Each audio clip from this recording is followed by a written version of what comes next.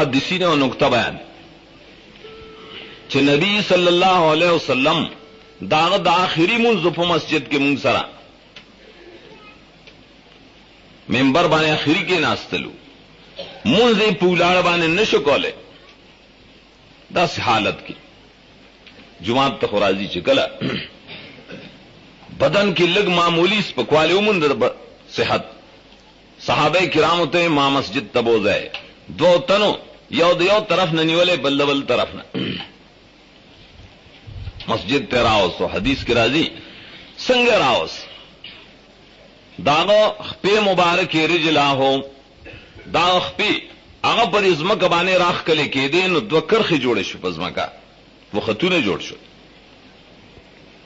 اشاره دیته چې مانزت او جماعت ته باندې م جوړا بانګ ویلی شي سړی خروغ موټه او کور بنا سیزه وې ځان لمونځ کم کنه خیر کله یاره دې سر کې ملک دړ غون ته کېدل لک دړ غون ته کې باندې ته جماعت ولې پرې دي جماعت ولې پرې دا خدای رحم شه بلکې اصل کې ګوره حقیقت کې اسلام کې د دې اړو تصور نه چې سړی د ځان لمونځ کوي اگر چې علماء پر کې اختلاف دي چې جماعت فرض ده فرضین ده کفایي ده واجب ده فلان ده